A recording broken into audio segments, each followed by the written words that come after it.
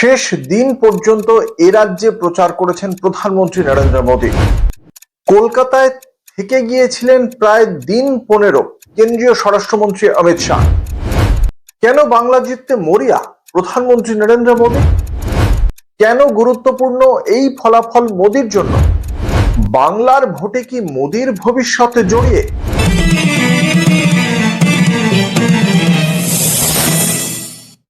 তথ্য তত্ত্বে আপনাদের সকলকে স্বাগত। আপনাদের সঙ্গে রয়েছি আমি অঙ্কুর। আমরা দেখেছি যে এই যে নির্বাচনী বিজ্ঞপ্তি যখন প্রকাশ করা হয় মার্চ মাসের মাঝামাঝি, তারপর থেকে 29শে এপ্রিল ছিল দ্বিতীয় দফা এবং শেষ দফার নির্বাচন। তার আগে 27 তারিখ পর্যন্ত নির্বাচনী প্রচার করা যায় এবং সেই 27শে এপ্রিল পর্যন্ত এ রাজ্যে ছিলেন কেন্দ্রীয় স্বরাষ্ট্রমন্ত্রী অমিত শাহ। প্রায় দিন 15 একটানা থেকে গিয়েছিলেন তিনি, এবং প্রধানমন্ত্রী নরেন্দ্র মোদী তিনি বারবার যাতায়াত করেছেন বঙ্গে নির্বাচনী প্রচারের জন্য, এবং তার পাশাপাশি তিনি আমাদের রাজ্যে একদিন থেকেও গিয়েছেন। ফলে এই যে বারবার তিনি এসেছেন, সেই সময় তিনি বাংলার প্রতি তার যে আবেগ, সেই আবেগের কথা বারংবার বলেছেন প্রধানমন্ত্রী নরেন্দ্র মোদী। উত্তরবঙ্গ, হাওড়া, কলকাতা তিনটি জায়গাতেই রোড শো করেছেন প্রধানমন্ত্রী। গোটা বাংলা জুড়ে অন্তত 15 থেকে 20টা জনসভা করেছেন তিনি, এবং রোড শো জনসভার পাশাপাশি একদিকে যেমন মঞ্চে উঠে বাঙালির প্রিয় জয় মা কালী বলেছেন তিনি, তার পাশাপাশি বেলুড় মঠে গিয়েছেন, গঙ্গাবক্ষে সফর করেছেন এই গরমে গায়ে শাল চাপিয়ে। এই প্রত্যেকটা জিনিসই আমরা দেখেছি প্রধানমন্ত্রী নরেন্দ্র মোদীকে করতে। আর তার পাশাপাশি তার জনসভায় বিজেপির কর্মী সমর্থকদের যে উচ্ছ্বাস ছিল, যে আবেগ ছিল, তা দেখে তিনি বলেছেন যে বাংলার মানুষের এই উৎসাহ দেখেই তিনি বুঝতে পেরেছেন যে এবারের বিধানসভা নির্বাচনে বাংলার মানুষ ভারতীয় জনতা পার্টিকেই চাইছে, এবং বিজেপি যে আসছে তিনি সেই উচ্ছ্বাস দেখেই বুঝতে পেরেছিলেন। তিনি এমনকি এও বলেছেন যে 4 তারিখ অর্থাৎ নির্বাচনের পর যেদিন ফলাফল ঘোষণার দিন 4 মে, তারপরে তাকে যে বাংলায় আসতে হবে বিজেপির সরকার গঠনের জন্য, সে কথাও তিনি বলেছেন। এবং ভোটের দিন অর্থাৎ 23শে এপ্রিল এবং 29শে এপ্রিল যেমন বেশি বেশি করে ভোট দেওয়ার আহ্বান জানিয়েছেন তিনি বঙ্গবাসীকে, তার পাশাপাশি বিপুল ভোট যখন পড়েছে, সেই বিপুল ভোট 90% বেশি ভোট দেখেও কিন্তু তিনি উচ্ছ্বাস প্রকাশ করেছেন, এবং সেই হার নিয়ে, ভোট গ্রহণের যে হার, সেই হার নিয়েও মন্তব্য করেছেন প্রধানমন্ত্রী নরেন্দ্র মোদী। কিন্তু রাজনীতির খবর করতে বসে আমরা যেমন তথ্য দেখি, সেই তথ্যের ভিত্তিতে যে তত্ত্ব উঠে আসে, সেই তত্ত্বের দিকেও আমাদের নজর থাকে। ফলে আমাদের দেখতে হবে যে একদিকে যেমন 15 থেকে 20টা জনসভা করেছেন, গোটা 3-4 রোড শো করেছেন তিনি। একদিকে যেমন বেলুড় মঠ থেকে শালকিয়া পর্যন্ত হাওড়াতে তিনি রোড শো করেছেন, কলকাতায় ঠনঠনিয়া কালীবাড়িতে পুজো দিয়েছেন, তারপর সেখান থেকে উত্তর কলকাতার খান্নার মোড় পর্যন্ত হেঁটে এসেছেন, গঙ্গাবক্ষে প্রচার করেছেন, সফর করেছেন, কলকাতায় থেকে গিয়েছেন, এবং এরই মাঝে গোটা কেন্দ্রীয় স্বরাষ্ট্র মন্ত্রককে তুলে নিয়ে চলে এসেছিলেন কেন্দ্রীয় স্বরাষ্ট্রমন্ত্রী অমিত শাহ। রাজারহাট নিউ টাউনেরই একটি বেসরকারি হোটেলে, সেখানে পুরো কেন্দ্রীয় স্বরাষ্ট্র মন্ত্রক সেখান থেকেই এই কদিন চলেছে। এভাবেই একদিকে যেমন নিজের দপ্তর সামলেছেন, তার পাশাপাশি বাংলার ভোটের কৌশল, স্ট্র্যাটেজি ঠিক করে দিয়েছেন বিজেপির চাণক্য অমিত শাহ। ফলে এই যে এতটা বাংলাকে জয় করতেই হবে, এই মরিয়া ভাবটা কেন, কিসের জন্য গুরুত্বপূর্ণ এই ফলাফল প্রধানমন্ত্রী নরেন্দ্র মোদীর জন্য, সেটা যদি দেখি তাহলে দেখতে হবে যে সমস্যাগুলো কোথায় আছে। সমস্যাটা এখানেই বিজেপির অন্দরে কিছু প্রশ্ন উঠে গিয়েছে, যে প্রশ্নের প্রধান বিষয় হচ্ছে মোদী ম্যাজিক নিয়ে। কি প্রশ্ন? মোদীর ভাবমূর্তি, জনপ্রিয়তা এবং তার কর্তৃত্ব, এই তিনটে নিয়েই বিজেপির অন্দরে যে আবেগ ছিল, যে ভরসা ছিল মোদী নামটার প্রতি, এবং তার ভিত্তিতে যে আনুগত্য তৈরি হয়েছিল, এই তিনটি জায়গাতেই খানিকটা হলেও চিড় ধরা পড়েছে। দ্বিতীয়ত প্রশ্ন উঠে গিয়েছে 56 ইঞ্চি ছাতির সাহস নিয়ে। তার কারণ মার্কিন প্রেসিডেন্ট ডোনাল্ড ট্রাম্প তিনি যেভাবে একের পর এক বোমা ফাটিয়েছেন সাম্প্রতিক অতীতে, সেটা অপারেশন সিঁদুর হোক বা তার পরবর্তী সময় এই মার্কিন যুক্তরাষ্ট্রের সঙ্গে ভারতের যে বাণিজ্য চুক্তি, সেই বাণিজ্য চুক্তি বা কখনো আমাদের উপর চাপিয়ে দেওয়া শুল্ক, এই প্রত্যেকটি ইস্যুতে মার্কিন যুক্তরাষ্ট্রের প্রেসিডেন্ট যে সমস্ত কথা বলেছেন, আর তার ভিত্তিতে নীরব হয়ে থেকেছেন প্রধানমন্ত্রী নরেন্দ্র মোদী, ফলে তার সাহস নিয়ে প্রশ্ন তুলে দিয়েছে বিরোধীরা। একই সঙ্গে বিরোধী দলনেতা রাহুল গান্ধী এপস্টিনের ফাইলকে কেন্দ্র করে যে অভিযোগ এনেছেন সেগুলো নিয়েও প্রধানমন্ত্রী নরেন্দ্র মোদীকে নিয়ে তার বিজেপির কর্মী সমর্থকদের একাংশের মধ্যে একটা প্রশ্ন উঠেছে। তৃতীয়ত, মহিলা সংরক্ষণের জন্য প্রয়োজনীয় যে সংবিধান সংশোধন বিল এবং তার জন্য যে আসন পুনর্বিন্যাস বিল সেগুলো পাশ করাতে ব্যর্থতা। কারণ এটা জেনে শুনেই এই ব্যর্থতা হয়েছে, তাহলে নিজের মুখ পোড়ানোর কোনো প্রয়োজন ছিল না। সেটা কেন করা হলো তার পেছনে প্রধানমন্ত্রী নরেন্দ্র মোদীর যে উদ্দেশ্যই থাকুক না কেন, একটা বিজেপির একটা বড় অংশের মধ্যে প্রশ্ন উঠে গিয়েছে যে এই সময় এটা নিয়ে যাতে যদি না কিছু করা হতো, যদি মুখ না পোড়াতে হতো ভারতীয় জনতা পার্টি, সেটাই ভালো হতো। এছাড়া কি 2029-এর লোকসভা নির্বাচনে প্রধানমন্ত্রী নরেন্দ্র মোদী তিনি বিজেপির প্রধানমন্ত্রী পদপ্রার্থী হবেন কিনা সেটা নিয়ে একটা সংশয় তৈরি হয়েছে। তার কারণটা কিন্তু প্রধানমন্ত্রী নরেন্দ্র মোদী তৈরি করে দিয়েছিলেন। তার কারণ প্রধানমন্ত্রী নরেন্দ্র মোদী তিনি আদভানি, লালকৃষ্ণ আদভানি, মুরলী মনোহর যোশী এদেরকে মার্গদর্শক ক্লাবে পাঠিয়ে দিয়েছিলেন, কারণ তাদের বয়স হয়ে গিয়েছে। এবার যদি দেখি 2029 লোকসভা নির্বাচন, সেই সময় প্রধানমন্ত্রী নরেন্দ্র মোদীরই বয়স 80-র দোরগোড়ায় চলে যাবে, ফলে সেই সময় তিনি প্রধানমন্ত্রী পদে তিনিই প্রার্থী থাকবেন কিনা সেটা নিয়ে একটা প্রশ্ন উঠে যাচ্ছে। এই পরিস্থিতিগুলোর মধ্যে একমাত্র নির্বাচনী সাফল্য তার যাবতীয় ব্যর্থতা ঢেকে দিতে পারে। এবার সামনে যে 5 রাজ্যে ভোট, তার মধ্যে আমাদের রাজ্যও রয়েছে, বাকি যে রাজ্যগুলো সেই রাজ্যগুলোতে এখনো পর্যন্ত এক্সিট পোল কি বলছে? এক্সিট পোল 4 রাজ্যে, আমাদের রাজ্য বাদ রেখে বলছি, বাকি 4 রাজ্যে প্রধানমন্ত্রী নরেন্দ্র মোদীর সম্ভাবনা। পুদুচেরিতে এখনো পর্যন্ত এক্সিট পোল বলছে যে এনডিএ ক্ষমতায় আসতে পারে। তামিলনাড়ুতে বলা হচ্ছে ডিএমকে নেতৃত্বেই সরকার গঠন করার সম্ভাবনা বেশি এমকে স্ট্যালিনের। কেরালে হয় বাম নয় কংগ্রেস, যেটা বারংবার প্রতি 5 বছর অন্তর বদল হয়, সেরকম ভাবেই সরকার গঠন হতে পারে, হয় বাম নয় কংগ্রেস আসবে। ভারতীয় জনতা পার্টির কেরালে সরকার গঠনের সম্ভাবনা আপাতত দেখছে না কোনো সমীক্ষক সংস্থা। এবং অসমে ভারতীয় জনতা পার্টি জিতবে বলেই সবকটি বলতে গেলে অধিকাংশ সমীক্ষক সংস্থাই রায় দিচ্ছে। কিন্তু অসমে যদি বিজেপি জেতে তার যাবতীয় কৃতিত্ব কিন্তু পাবেন হিমন্ত বিশ্ব শর্মা। ফলে এই 4টি জায়গায় বিজেপির জেতার সম্ভাবনা যদি অসমে থাকে এবং পুদুচেরিতে থাকে, পুদুচেরিকে হিসাবে ধরছে না, অসমে যদি থাকে সেটাও তার কৃতিত্ব নিয়ে চলে যাবেন হিমন্ত বিশ্ব শর্মা। তাহলে মোদি ম্যাজিকের কি হলো? এখানেই পড়ে থাকছে পশ্চিমবঙ্গ, এবং সেই পশ্চিমবঙ্গকে তাকে জিততেই হবে।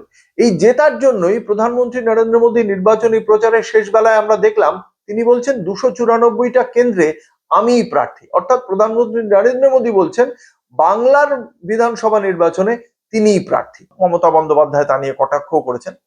আসলে মমতা বন্দ্যোপাধ্যায়কে রাজনৈতিকভাবে পরাস্ত করারও শেষ সুযোগ সম্ভবত এই 2026-এর বিধানসভা নির্বাচন, কারণ এই মমতা বন্দ্যোপাধ্যায়কে এখনো পর্যন্ত বিজেপি পরাজিত করতে পারেনি।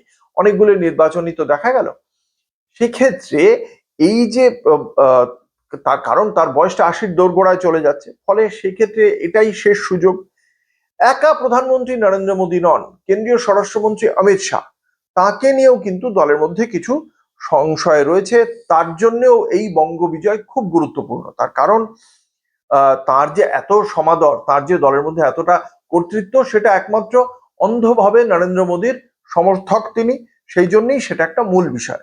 বা তাকে নিয়ে কি কি বিষয় রয়েছে, যে অমিত শাহের কর্তৃত্বের কারণে সভাপতির পদ গুরুত্বহীন হয়ে যাচ্ছে। এই যে দেখুন, এই গোটা ভোটটা হলো গোটা রাজ্যে অমিত শাহকে নিয়ে আলোচনা হচ্ছে। নীতিন নবীন কবার কোথায়, যিনি বিজেপির সর্বভারতীয় সভাপতি, তিনি কতবার কত জায়গায় বক্তৃতা করেছেন সেটা নিয়ে কারোর কোনো উচ্চবাচ্য নেই, বা সেটা নিয়ে কেউ খুব একটা উচ্ছ্বসিত নন। কিন্তু অমিত শাহ যে জায়গায় ভাষণ দিতে যাচ্ছেন সেটা নিয়ে মিডিয়া থেকে শুরু করে বিজেপির শীর্ষ নেতৃত্বের মধ্যে, এ রাজ্যের শীর্ষ নেতৃত্বের মধ্যে অনেক বেশি সেটাকে গুরুত্ব দেওয়া হচ্ছে। ফলে নীতিন নবীন কিন্তু গুরুত্বহীন একজন সভাপতি হয়েও।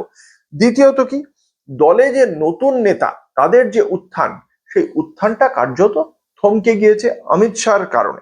তৃতীয়ত কি, 2023 পরবর্তী সময়ে বেশ কয়েকটি রাজ্যে হার হয়েছে। শুধু যদি লোকসভা পরবর্তী সময় বা ওই সময় যদি দেখি, 2024-এর লোকসভাতেও অ্যাবসলিউট মেজরিটি বা পূর্ণ সংখ্যাগরিষ্ঠতা নিয়ে ভারতীয় জনতা পার্টি কেন্দ্রের শাসনে নেই। তাদের দুই বগলে দুটি ক্রাচ রয়েছে, একটি জনতা দল ইউনাইটেড, অন্যদিকে তেলুগু দেশম পার্টি। ফলে এই দুটি দলের সাংসদরা আছেন বলেই কিন্তু এখনো পর্যন্ত এনডিএ সরকারটা কেন্দ্রে চলছে। দ্বিতীয়ত কি, ঝাড়খণ্ড এবং জম্মু কাশ্মীর এই দুটি রাজ্যের যে নির্বাচন, সেই রাজ্যের নির্বাচনে আমরা দেখেছিলাম হেমন্ত সোরেনকে তুলে নিয়ে যাওয়া হয়েছিল, কার্যত তার জেল হয়ে গিয়েছিল, সেই জায়গায় অন্যজনকে নিয়ে আসা হলো, চম্পাই সোরেনকে। কিন্তু তারপরেও কিন্তু ঝাড়খণ্ডে ভারতীয় জনতা পার্টি সরকার গড়তে পারলো না। নয়াদিল্লিতে সরকার গড়েছে, কিন্তু সেটাও খানিকটা প্রশ্নচিহ্নের মুখে পড়লো, কারণ আদালত বলল যে আম আদমি পার্টির যে সরকার ছিল, তাদের যে মুখ্যমন্ত্রী উপমুখ্যমন্ত্রীকে যে গ্রেপ্তার করা হয়েছিল, তারা দুজনেই বেকসুর খালাস। তাদের বিরুদ্ধে এই যে আবগারি দপ্তর নিয়ে যে সমস্ত অভিযোগ, তা সম্পূর্ণ অবৈধ, সেটা একেবারেই সঠিক নয়। এবং কি, জম্মু কাশ্মীর যে কারণে 370 ধারা বাতিল করে জম্মু কাশ্মীর করা হলো, তারপরে দীর্ঘদিন সেখানে ইন্টারনেট বন্ধ করে রাখা হয়েছিল, তারপরে যে নির্বাচনটা হলো, সেই নির্বাচনেও কিন্তু দেখতে পাওয়া গেল ন্যাশনাল কনফারেন্স ওমর আবদুল্লাহ সেখানে বিজয়ী হলো। ফলে ঝাড়খণ্ড এবং জম্মু কাশ্মীরে ভারতীয় জনতা পার্টি বা এনডিএর পরাজয়, এটাও কিন্তু একটা অমিত শাহর জন্য বড় ধাক্কা। তার স্ট্র্যাটেজি, তার কৌশল, চাণক্য হিসেবে তার যে খ্যাতি, সেখানে একটা প্রশ্ন চিহ্ন তুলে দিচ্ছে। এই বিষয়টা যে পুরোপুরিভাবে প্রশ্নাতীত নয়, সেটা নিয়ে প্রশ্ন তুলে দিচ্ছে। ফলে বাংলায় যদি পাশ করতে না পারেন অমিত শাহ, তাহলে কিন্তু তার দলের মধ্যে তার যে গুরুত্ব, সেই গ্রাফটা এবার নামতে শুরু করবে। সেই কারণেই 15 দিন থেকে গিয়ে এখানে জেতার জন্য যাবতীয় কৌশল প্রয়োগ করেছেন অমিত শাহ। এবার বঙ্গ বিজয়ে লাভ কি ভারতীয় জনতা পার্টির এই দুই শীর্ষ নেতা, প্রধানমন্ত্রী নরেন্দ্র মোদী এবং কেন্দ্রীয় স্বরাষ্ট্রমন্ত্রী অমিত শাহ? দলের অন্দরে ভাবমূর্তি, তাদের যে কর্তৃত্ব রয়েছে, সেটাকে পুনরুদ্ধার করতে পারবেন প্রধানমন্ত্রী নরেন্দ্র মোদী এবং কেন্দ্রীয় স্বরাষ্ট্রমন্ত্রী অমিত শাহ। দলের মধ্যে তাদের দুজনের গুরুত্ব, যেটা সামান্য হলেও যেটা নিয়ে কিছু সংশয়, দ্বিধা, দ্বন্দ্ব তৈরি হয়েছিল, সেটা প্রশ্নাতীত হবে। 2029 সালে ভারতীয় জনতা পার্টির প্রধানমন্ত্রী পদপ্রার্থী হিসেবে প্রধানমন্ত্রী নরেন্দ্র মোদীর নাম উঠে আসা নিয়ে আর কোনো সংশয় থাকবে না। তৃতীয়ত কি, লোকসভা নির্বাচনের আগে যদি বঙ্গ বিজয় হয়ে যায়, বিধানসভায়, বাংলার বিধানসভায় যদি বিজেপি জিততে পারে, তাহলে সেটা বিজেপির জন্য একটা বিরাট বড় বিজ্ঞাপন হবে। এবং কি, বাংলা থেকে যেহেতু বিধায়ক সংখ্যা বেশি হয়ে যাবে, রাজ্যসভার সাংসদ সংখ্যাটা অনেকটা বেড়ে যাবে বিজেপির। তার ফলে কি হবে, বিজেপি রাজ্যসভায় কোনো বিল পাশের ক্ষেত্রে একটা বাড়তি সুবিধা পেয়ে যাবে। ফলে এই সমস্ত কারণেই অরঙ্গজেবের যেমন দাক্ষিণাত্য বিজয় একটা স্বপ্ন ছিল, সেই দাক্ষিণাত্য বিজয়ের মতো প্রধানমন্ত্রী নরেন্দ্র মোদী এবং কেন্দ্রীয় স্বরাষ্ট্রমন্ত্রীর এই বঙ্গ বিজয়, এই স্বপ্নটা সাকার হওয়া খুব প্রয়োজন।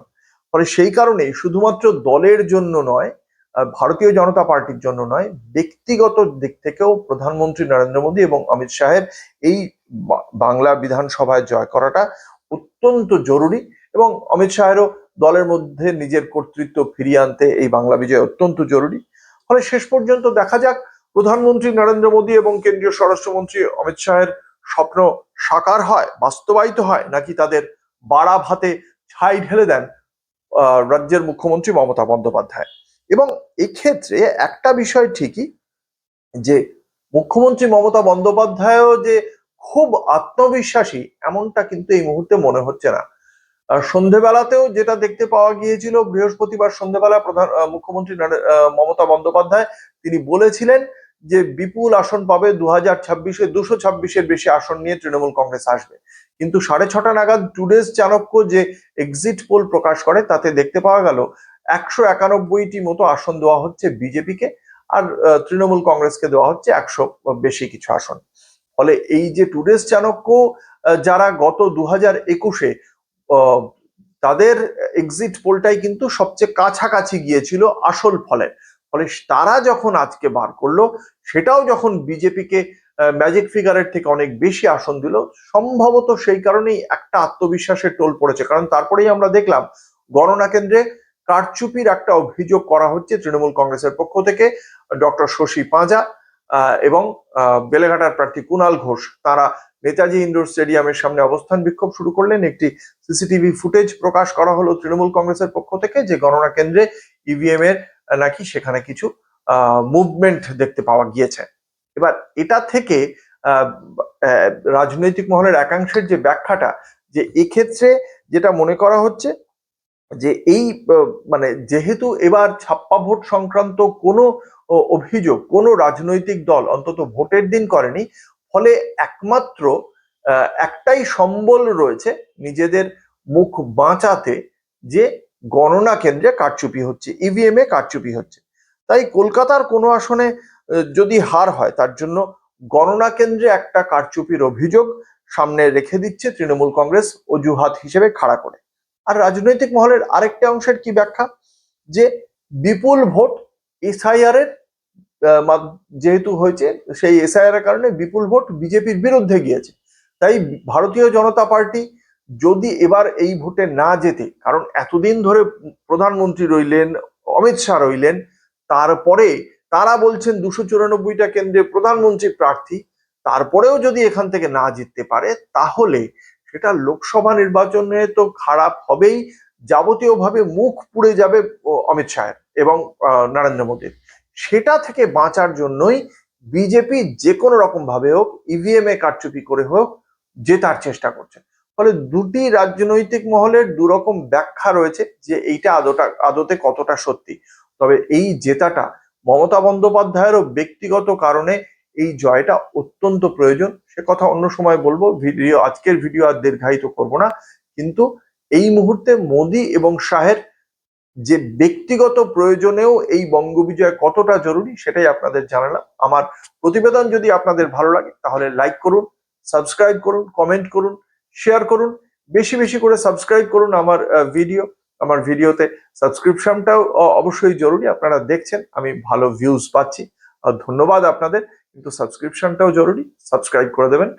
আজকের মতো এ পর্যন্তই, নমস্কার।